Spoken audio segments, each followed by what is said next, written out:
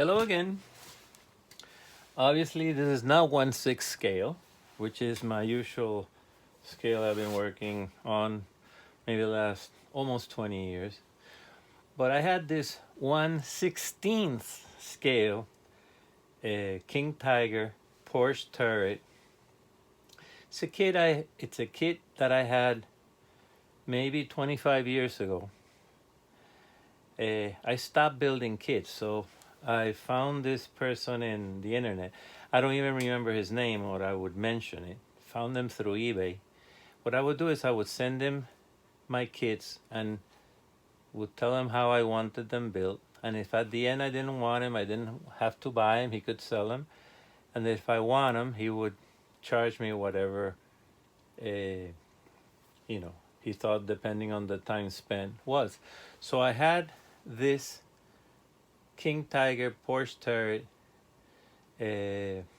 which is a kit I had sitting in my closet for years, and I asked him to do it a winter scheme. If you see this kit on the box top, it's all white.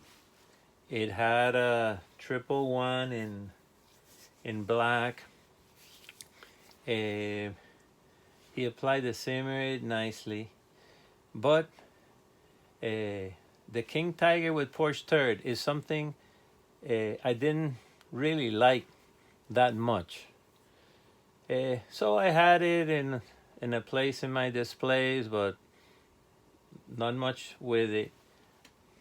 And then as the years have gone by, and I realized that the Porsche turret King Tiger was the only one present in Normandy, and for me Normandy is a big interest in my collection and in the hobby in general, I decided to repaint it.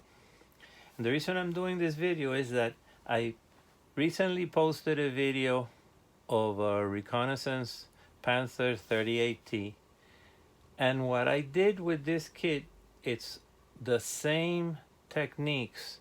I hadn't done a small scale kit. Probably the last one I did was in the mid-90s. And a 1/16 scale, I don't even remember when I did that. It was usually 1/35 scale. So I decided, well, let me repaint it. It was all white. I had an image in a book of King Tiger in Normandy. Had no fenders, so I removed the fenders. Where it had holes, I filled with the Abyss epoxy 2-part paste. I added some of my swamp mix to kind of cover where there was no simmerit, where it would make sense. I was able to remove the tracks. The tracks are just beautiful, and this kit has suspension. It's just unbelievable. Sits nicely, and then it can go up from there, and it can go down. It's not radio control. I don't care for radio control at all. But I painted overall dark gray, the dark yellow, the Tamiya XF60, the dark yellow. Then I added the green, which again, as in the Recon Panther, was pure red brown, and the green is a mix of XF5 and XF58. Removed all the tools, painted those separate, then added them, shaded.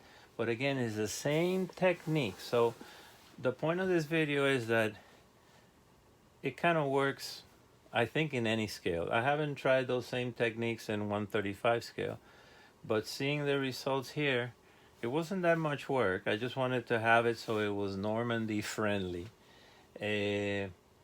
Added the base color, again, dark yellow. Added the red brown, the green, which is a mix of green and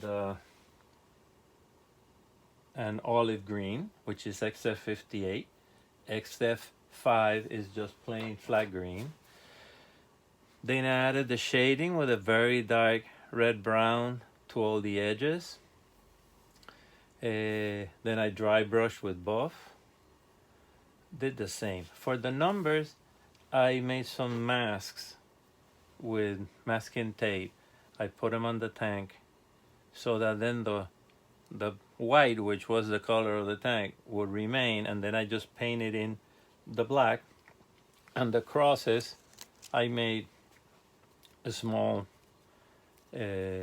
mask out of masking tape, and then painted the white with a thin brush. But again, I think, you know, the tank really looks good. Dry brush, you know, painted with a shade color, the same thing I did with the tools on the other kit. Dry brush with metallic gray. The tracks I removed, painted them the shading color, very dark red-brown.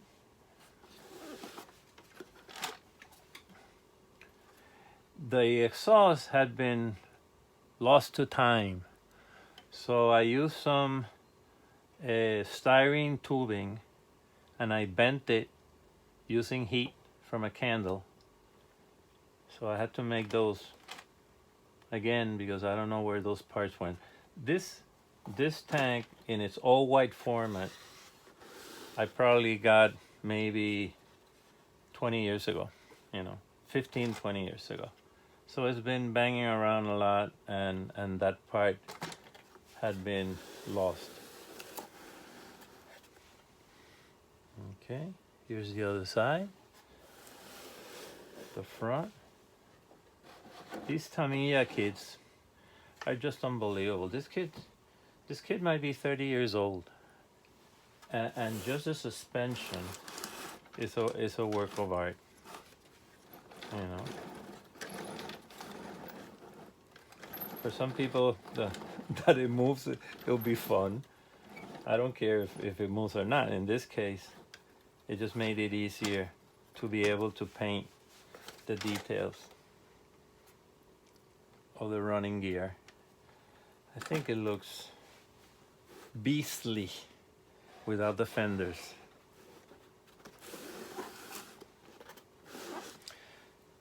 I should have gone what unit used it in Normandy, but it was one of the heavy Panzer Abteilung, maybe 503, I'm not sure.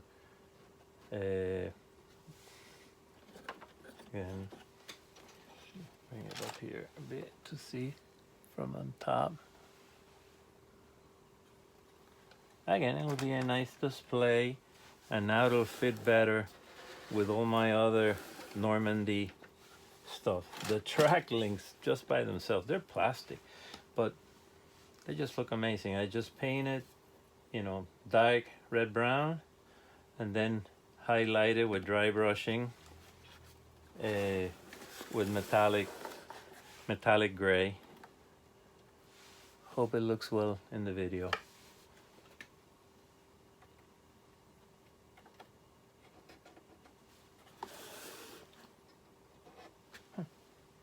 Okay, that's part of the mold. Really happy how it turned out. King Tiger, Porsche, turret. The reason I had never built this kit is I didn't want to mess with the simmer. And if you want a Porsche turret King Tiger, it has to have simmered. I don't have any reference of one without it. Because when it was being built at that time, they were using the simmer. Simmer was used until about September of '44, and after that, I don't think they built any Porsche turret. They're doing just the Henshaw for the Ardennes offense, and so there it is. The same technique I showed in the 1.6, but in 1/16, and I could say it works well. Thank you for watching.